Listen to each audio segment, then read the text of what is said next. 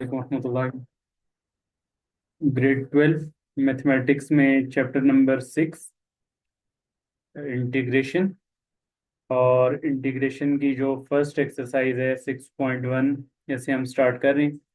और इंटीग्रेशन के दो बेसिक रूल्स जो बहुत सारे क्वेश्चंस में यूज़ होंगे उनको देख लीजिए। सबसे फर्स्ट रूल क्या है कि अगर हमारे पास कोई भी फंक्शन है और उसकी फंक्शन की पावर कोई कांस्टेंट नंबर है और साथ में उसका डेरिवेटिव मौजूद है, इसकी इंटीग्रेशन होती है according to power rule. Power में आप 1 ऐड कर देंगे और उसी पावर को डिनोमिनेटर में लिखेंगे प्लस साथ में कांस्टेंट ऑफ इंटीग्रेशन c आ जाएगा। और ये जो रूल है ये तमाम पावर्स के लिए एप्लीकेबल होगा, चाहे पॉजिटिव हो चाहे नेगेटिव हो। जस्ट आपके पास n जो है वो -1 के इक्वल नहीं होना चाहिए, क्योंकि अगर -1 के इक्वल हुआ तो ऊपर पावर में -1 और नीचे -1 + 1 क्या हो जाएगा, 0। और एनीथिंग अपॉन 0 क्या हो जाता है, अनडिफाइंड। तो ये सारी पावर्स के लिए एप्लीकेबल है, चाहे वो पॉजिटिव है चाहे नेगेटिव है। जस्ट n = -1 के लिए ये एप्लीकेबल नहीं होगा। और एक और इंटीग्रेशन का बहुत ही इंपॉर्टेंट रूल जो बहुत सारे क्वेश्चंस में अप्लाई होगा वो ये है कि अगर डिनोमिनेटर में हमारे पास कोई फंक्शन हो और न्यूमरेटर में उसका डेरिवेटिव मौजूद हो, इसकी इंटीग्रेशन होती है natural log of function plus constant of integration c। ऊपर वाले फर्स्ट रूल में आपने पावर की बेस का सिर्फ डेरिवेटिव देखना होगा, और सेकंड वाले रूल में पूरा जो भी फंक्शन डिनोमिनेटर में आ रहा है उस पूरे का ऊपर डेरिवेटिव होना लाजमी है। तो ये दो रूल्स हैं जो कि आपके बहुत सारे क्वेश्चंस में अप्लाई होंगे। अभी हम स्टार्ट करें एक्सरसाइज 6.1। और इसका जो फर्स्ट क्वेश्चन है, क्वेश्चन नंबर 1 है, evaluate the following. A part है integration of x³ dx। x³ की आपने क्या करनी है, इंटीग्रेशन फाइंड करनी है। अब x³ जो इसमें है पावर क्या आ रही है, 3 आ रही है। और पावर की जो बेस है x, उसका डेरिवेटिव 1 साथ में मौजूद है। तो पावर की बेस का अगर डेरिवेटिव साथ में मौजूद हो तो उसकी इंटीग्रेशन हमारे पास according to power rule, power में 1 ऐड करेंगे और वही पावर डिनोमिनेटर में लिखेंगे प्लस साथ में कांस्टेंट ऑफ इंटीग्रेशन c। तो ये आ जाएगा x⁴/4 plus constant of integration c। तो ये हमारे पास ए पार्ट का आंसर आ जाएगा। अगर आप इसको वेरीफाई करना चाहें तो चेक कर लें कि इसका अगर आप डेरिवेटिव ले लें तो।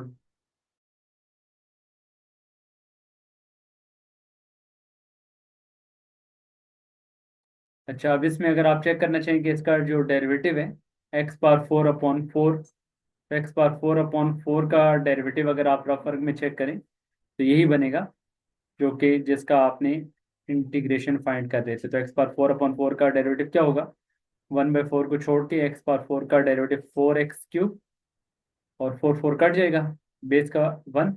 तो आंसर क्या आ जाएगा, x³।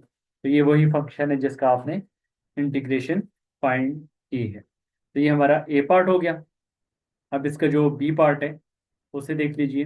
बी पार्ट में भी सेम यही कॉन्सेप्ट है, इंटीग्रेशन ऑफ a+15 × dx। तो जैसे लिमिट का टॉपिक हमने पढ़ा, डेरिवेटिव का टॉपिक पढ़ा कि बीच में अगर प्लस या माइनस आ रहा है तो अलग अलग आप उसको लिमिट अप्लाई करते थे, अलग अलग डेरिवेटिव फाइंड करते थे। इसी तरह से आप अलग अलग इंटीग्रेशन आप फाइंड करेंगे।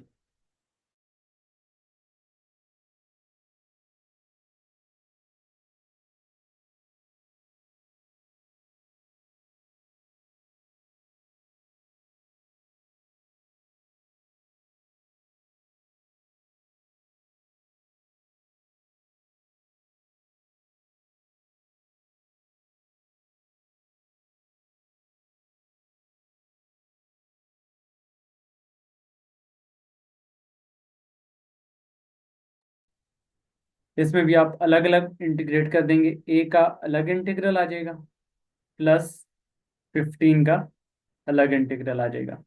और इसी तरीके से यहाँ पे ए एज ए कांस्टेंट आ रहा है और जैसे आप लिमिट में लिखते थे कि कांस्टेंट को बाहर लिखकर वेरिएबल पे लिमिट अप्लाई करते थे, और डेरिवेटिव में भी ये करते थे कि कांस्टेंट को बाहर लिखकर आप वेरिएबल पे ऑपरेटर ऑपरेट करते थे। तो यहाँ पर भी सेम इसी तरह से ही ए को आप बाहर लिख लेंगे और यहाँ पर 15 को भी बाहर लिख लेंगे। 15 इंटू 1 15, तो अंदर क्या रह जाएगा 1। तो अब आपके पास कौन सा ऐसा फंक्शन था जिसका डेरिवेटिव 1 था? तो जब हम x का with respect to x derivative find करते थे तो क्या आंसर आता था 1। तो अब फिर 1 का इंटीग्रल क्या होगा? x होगा, क्योंकि x का with respect to x derivative 1 था। तो अब 1 का इंटीग्रल क्या आ जाएगा? x आ जाएगा, और यहाँ पर भी 1 का इंटीग्रल x आ जाएगा। जिस वेरिएबल का डिफरेंशियल एलिमेंट यहाँ पे होगा वही उसका आंसर होगा। अगर यहाँ पर dy होता तो 1 का इंटीग्रल क्या आ जाता? y। और अगर यहाँ पर d थीटा होता तो 1 का इंटीग्रल क्या आ जाता? थीटा आ जाता। और साथ में फिर क्या लिख लेंगे आप? Plus constant of integration c। तो आंसर हमारे पास आ गया a x plus 15x plus constant of integration c। तो ये हमारे पास बी पार्ट का आंसर आ गया।